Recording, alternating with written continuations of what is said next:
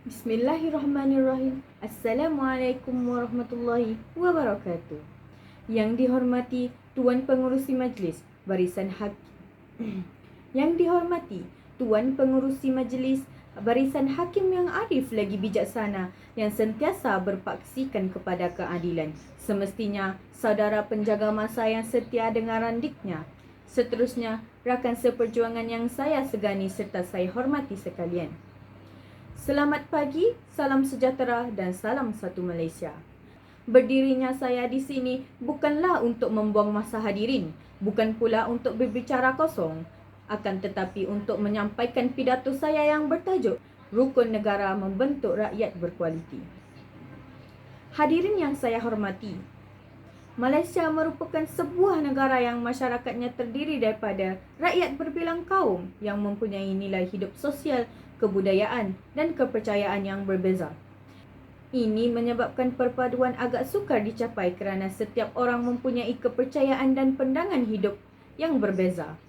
Oleh itu, kita memerlukan sesuatu yang dapat mengeratkan perhubungan sesama rakyat dan membolehkan kita hidup bersama dengan aman dan harmoni di bawah bumbung yang sama, tidak kira sama ada dari kaum atau status yang berbeza. Sehubungan itu, rukun negara telah diisytiharkan oleh Duli Yang Maha Mulia Seri Paduka Baginda Yang di-Pertuan Agong Tuanku Ismail Nasiruddin Shah pada 31 Ogos 1970. Antara tujuan rukun negara adalah untuk dijadikan prinsip hidup semua rakyat negara ini dan menjamin perpaduan kaum dan keamanan negara. Rukun negara seharusnya dijadikan panduan oleh setiap rakyat yang mengaku dirinya sebagai warga negara Malaysia. Sekiranya panduan ini sentiasa dipatuhi, pastinya ia akan membentuk rakyat yang berkualiti. Rakyat yang berkualiti bersinonim dengan warga negara yang bermutu tinggi dan tinggi nilainya. 5 prinsip rukun negara. Hadirin sekalian, itulah lagu yang seringkali dimainkan di corong-corong radio dan televisyen. Ianya bukanlah sekadar untuk hiburan semata-mata, tetapi ada mesej yang ingin disampaikan. Mari kita tinjau apakah mesej yang ingin disampaikan.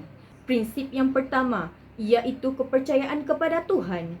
Setiap agama pastinya menyeru kepada kebaikan. Justeru, bagi insan yang beragama, pastinya mereka percaya bahawa melakukan perkara baik adalah sangat dituntut.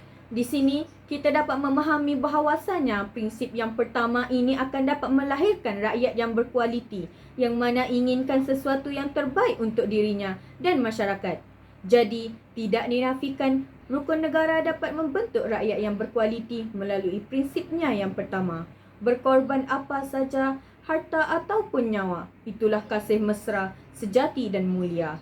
Prinsip yang kedua ialah kesetiaan kepada raja dan negara. Prinsip ini menyeru supaya rakyat Malaysia sentiasa mengamalkan sikap taat setia kepada pemimpin dan tanah air. Rakyat yang taat dan sayang akan tanah airnya pasti akan berusaha untuk memajukan negara.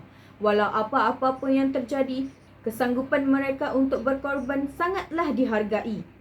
Ini menunjukkan bahawa rakyat Malaysia adalah rakyat yang berkualiti tinggi. Prinsip kesetiaan inilah yang akan memacu rakyat Malaysia untuk berubah, memajukan negara Malaysia.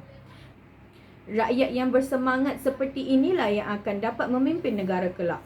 Pepatah Melayu ada mengatakan, di mana bumi dipijak, di situ langit dijunjung.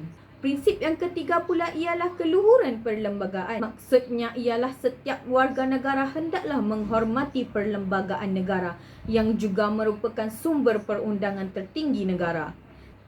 Setiap rakyat haruslah menghormati dan mematuhi perlembagaan yang telah ditetapkan. Ia bertujuan untuk menjaga hak-hak keistimewaan setiap rakyat Malaysia.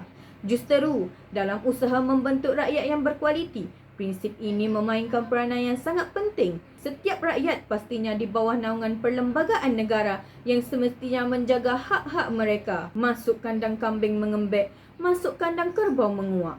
Kalau sudah ditetapkan A, jangan pula dibuatnya B. Maksud yang saya ingin sampaikan di sini ialah setiap negara mempunyai undang-undangnya tersendiri.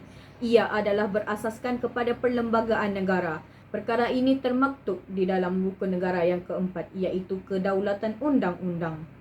Dengan adanya undang-undang, maka setiap rakyat akan berdisiplin dan mematuhi segala yang ditetapkan. warga negara yang berdisiplin akan membentuk rakyat yang berkualiti tinggi. Hadirin yang disanjungi, prinsip yang terakhir iaitu kesopanan dan kesusilaan.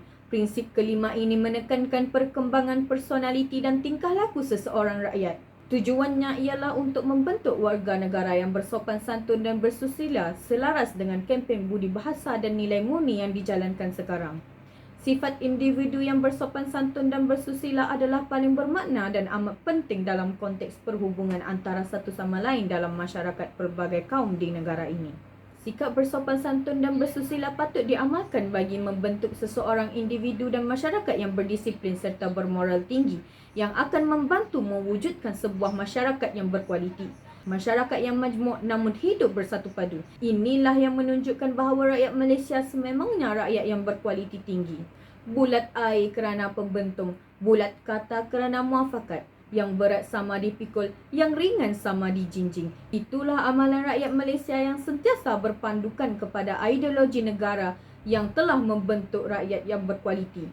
Dengan adanya kerjasama yang erat dan perpaduan yang kukuh berakar umbikan rukun negara, maka tidak hairanlah negara Malaysia mampu membentuk rakyat yang berkualiti tinggi dan disegani di dunia.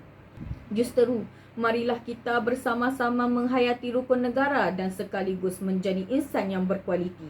Ingatlah, pepatah Melayu ada mengatakan, ibarat telur sesangkak, pecah sebiji, pecah semua. Tepuk dada, tanya minda. Sekian, terima kasih dari saya.